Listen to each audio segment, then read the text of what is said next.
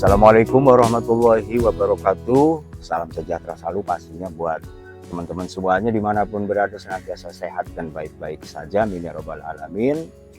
Kita dolanan bonsai lagi nih, ya kan? Nah, kita belajar bonsai, belajar bersama, belajar bareng lah begitu ya. Nah, bersama Bonsai Imaji, channelnya belajar bonsai, channel yang pastinya selalu pengen tahu dan kenal bonsai lebih jauh.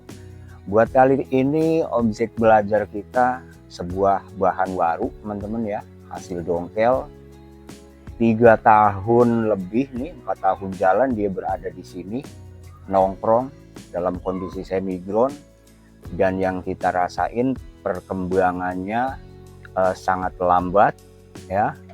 Terus walaupun begitu 4 tahun berjalan nggak berasa ya, berasa masih kayak kemarin, masih dalam 1 tahun. Nah, tapi memang ini salah satu resiko yang mesti kita ambil ketika kita memprogram bonsai dengan ukuran big ya teman-teman ya.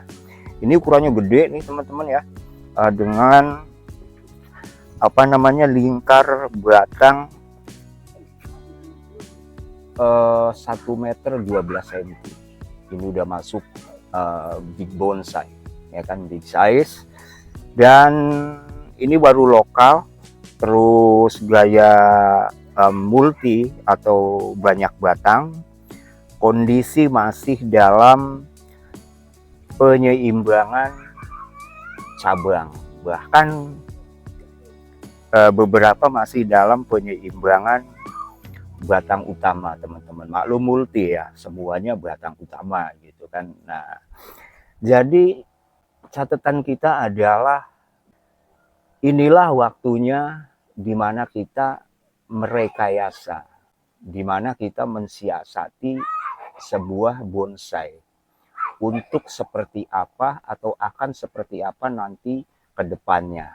Karena kebanyakan teman-teman kita itu membuat kesalahan. Membuat kesalahannya itu mensiasati bonsai, menutupi kekurangan-kekurangan bonsai justru di saat bonsai sudah tidak tepat lagi waktunya untuk disiasati. Nah, misalnya kalau bonsai sudah setengah jadi, bonsai sudah turun gunung, bonsai sudah ikut kontes sono sini, ya kan? Nah, apalagi di kondisi yang udah jadi.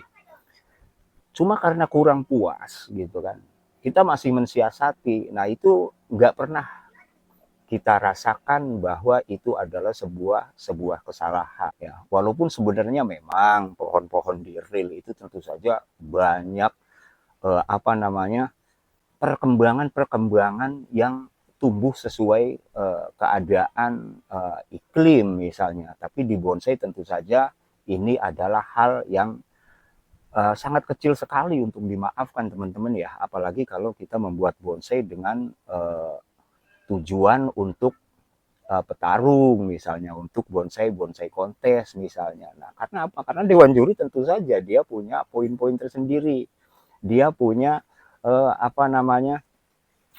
standar tersendiri untuk menilai sebuah bonsai. Makanya sering kita bilang kalau kita pengen bikin bonsai untuk petarung, untuk kontes, kita harus tahu poin-poin apa saja yang menjadi penilaian dewan juri, hal-hal apa saja yang nggak boleh dan masih boleh gitu kan di ranah kompetisi. Itu seperti itu kita harus paham. Nah, makanya jangan sampai kita nyesel di dalam memprogram bonsai itu setelah bonsai kita justru udah jadi. Nah, karena pasti teman-teman juga ngerasain nih gitu kan, kita ngerasa kurang puas dengan bonsai kita yang justru tahap programnya udah ke atas, udah di ranting, udah di bahkan anak ranting, bahkan sampai ke keribunan, sampai ke cucu ranting. Kita sering tuh dengar teman-teman kayak gitu. Nah, karena apa? Karena ketika bahan bonsai kita atau bonsai kita yang sudah turun ya, sudah dipublikasikan lah katakanlah seperti itu, teman-teman kita komen-komen gitu kan, kurang ini nih, ini enaknya ini enaknya begini nih. Nah, itu bukan mereka yang salah waktu komentarnya, tetapi justru kita kayaknya tuh ya yang salah mensiasati, yang salah merekayasa untuk menciptakan hal-hal tadi tuh, kayak gitu. Jadi jangan pernah merasa puas untuk melakukan pemrograman di saat kondisi bonsai masih benar-benar dalam kondisi program, teman-teman. Misalnya nih, di bagian pondasi, di bagian kaki, ya, mungkin kita akan berpikir, oke lah, gitu kan, kita cukup deh akarnya 1, 2, 3, gitu kan. Nah, oke lah, kita cukup dengan pondasi yang nggak perlu terlalu banyak, gitu kan. Nah, pemikiran-pemikiran yang kayak gini ini itu yang rentan, teman-teman, yang sering kali kita sesali di suatu saat.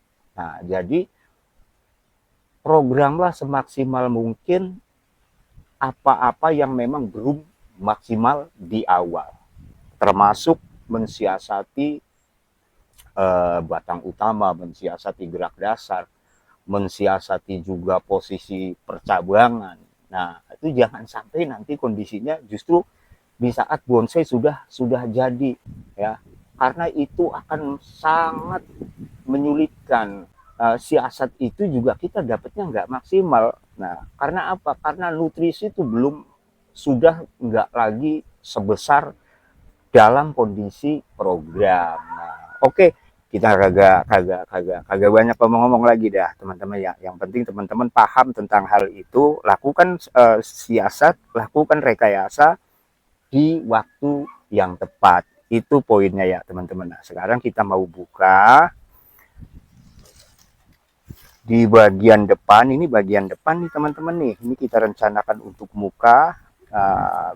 Di sini gelap, jadi kita pengen lihat apa aja yang bisa kita ambil ya pelajaran dari bahan yang satu ini, atau apa aja yang diminta oleh bahan satu ini untuk kita siasati. Nah, di sini mungkin ya seperti bonsai-bonsai biasanya, apa namanya, bagian muka terbuka, ya kan, bagian tangan meminta, gitu kan. Nah, terus di bagian kaki juga welcome, gitu kan. Nah, coba kita buka di bagian ini ya, teman-teman ya. Bisa lihat teman-teman sendiri nih, bisa menilai nih kan, harus diapakan. Oke, ini kita buang dulu. Ini juga kita buang aja karena patah. Ini mungkin juga kita buang. Nah, itu sayap ya, teman-teman ya. Dia sayap larinya ke, kalau kita ngadepnya ke sini berarti dia lari ke kiri. Jadi kemungkinan dialah yang akan jadi tajuk kedua. Dan kita bisa lihat nih, teman-teman nih. Ini bakal jadi batang utama terusan. Dan ini masih kecil banget. Nah, disinilah gimana caranya kita mensiasati itu sekarang, gitu ya. Nah, karena kalau sudah kita press, tentu saja itu sangat mengganggu. Artinya kita sendiri juga nggak sabar, gitu kan. Kalau masih dalam kondisi ini, masih dalam kondisi apa, loss batang-batangnya, gitu kan. Nah, itu masih sangat mungkin untuk membesar lebih cepat ya, gitu teman-teman. Nah, terus juga nih teman-teman ya, apa namanya, pembesaran untuk menyeimbangkan batang di sini itu jangan sampai kita terburu-buru lakukan cutting ya, lakukan pressing, gitu ya. Nah, jadi apa namanya, kalau kita lakukan cutting sekarang sementara cabang-cabangnya belum ada, itu beresiko tinggi, walaupun mungkin masih bisa kita siasati karena itu masih dalam kondisi di bawah setengah program. Jadi mungkin catatannya gitu ya, teman-teman. Catatannya adalah boleh kita mensiasati, boleh kita merekayasa ketika bonsai dalam kondisi di bawah setengah program. Nah, itu menurut kita sih, gitu kan. Nah, artinya kalau masih di bawah di setengah program itu di mana batasannya? Setengah program itu adalah batasannya ketika sebuah bonsai masih dalam kondisi keseimbangan batang utama dan cabang. Belum, nggak sampai ke anak cabang. Artinya kalau udah ke anak cabang, kemudian ranting ke anak ranting, dan seterusnya, itu udah naik ke atas. Oke, kita lanjut, tapi kita mau melakukan evaluasi dulu. Jadi kita mau buang-buangin dulu, kita mau planning semuanya biar terang. Nanti kita lanjut diskusi lagi.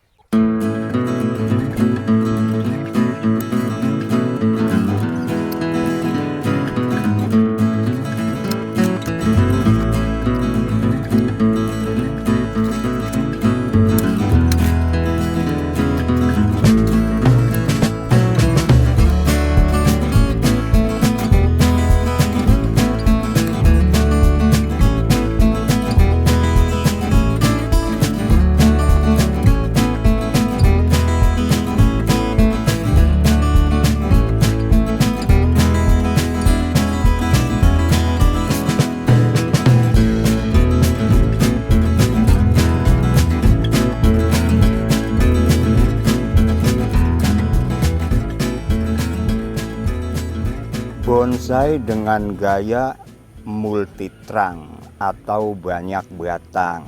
Setelah kita botakin, setelah daunnya kita buang-buangin jadi terang dah. Nah, kita lihat keadaannya seperti ini. 1, 2, 3, 4, 5 di belakang. Kita punya 5 batang utama yang nanti akan kita proses untuk memiliki karakter yang semuanya maksimal, supaya bonsai ini juga harus tampil maksimal kayak gitu ya teman-teman ya. Nah, dan ternyata setelah botak nggak dapat apa-apa kita nih dari dia nih. Nah, kita cuma dapat harus sabar lagi, harus nunggu lagi, ya kan. Nah, karena masih banyak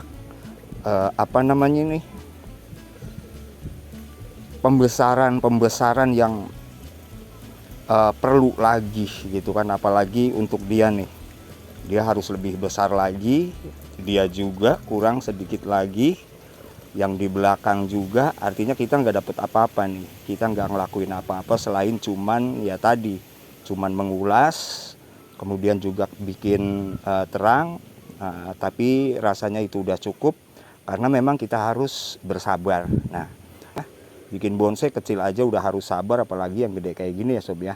Nah, jadi memang kita harus bersabar, kita harus mencari keseimbangan dengan ketekunan, sudah pasti untuk mendapatkan harmoni alam yang harmonis ada pada sebuah karya seni kita, bonsai. Demikian aja dari kita, mudah-mudahan bermanfaat, mudah-mudahan video singkat ini juga menginspirasi. Sekali lagi terima kasih bersama Bonsai Imaji, kita berkarya dan berimajinasi.